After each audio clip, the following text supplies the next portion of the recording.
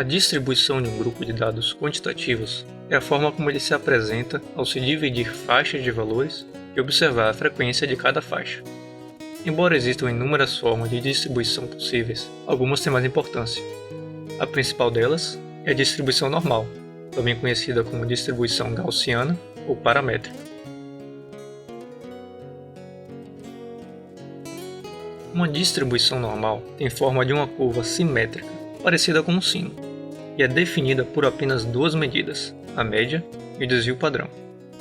A média é a posição do centro da curva, e o desvio padrão o ponto em que ela deixa de ser côncava e se torna convexa. Ou seja, a média posiciona o centro da curva e o desvio padrão determina o quão dispersa ou concentrada ela é. A distribuição normal é importante por várias razões, entre elas, por causa do teorema do limite central e outras equações matemáticas que não vou discutir nesse vídeo, e também porque ao estudar diversos fenômenos naturais é observado que esse tipo de distribuição é incrivelmente comum. Então ela tem uma grande importância tanto pela matemática como também na prática.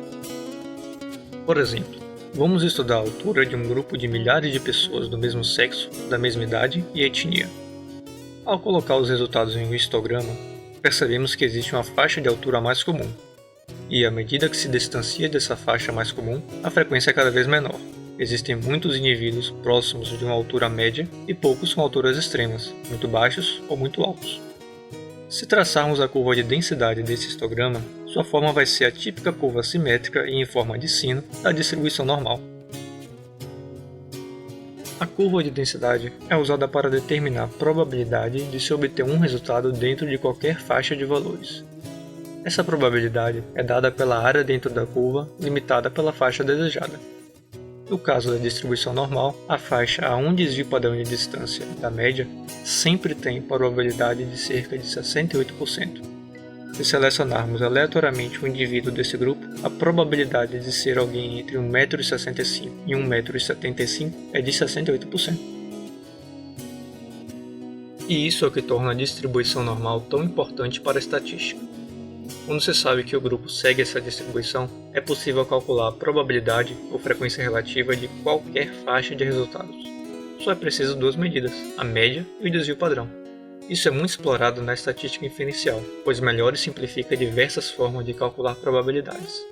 Então, sempre que um grupo segue uma distribuição normal, a média e o desvio padrão são a melhor forma de representá-lo. Agora, é importante ter certeza que essa variável do grupo segue uma distribuição normal antes de fazer qualquer coisa. Embora algumas vezes o histograma ou a curva de densidade possam fazer parecer que o grupo tem uma distribuição normal, não é seguro se basear neles. Existem formas específicas de analisar a normalidade de uma distribuição. Uma análise visual e subjetiva pode ser feita usando gráficos QQ ou PP. Outra forma, mais objetiva, é usando testes de hipótese específicos para isso. Alguns dos mais usados são os testes de Shapiro-Wilk, de Lillefort ou de D'Agostino. Se o grupo seguir uma distribuição normal, pode-se usar a média e o desvio padrão e fazer quaisquer testes ou cálculos paramétricos. Caso não siga, ainda é possível realizar testes não paramétricos e descrever o grupo com a mediana e separatrizes, como quartis. E por falar em separatrizes e quartis, esse vai ser o tema do próximo vídeo.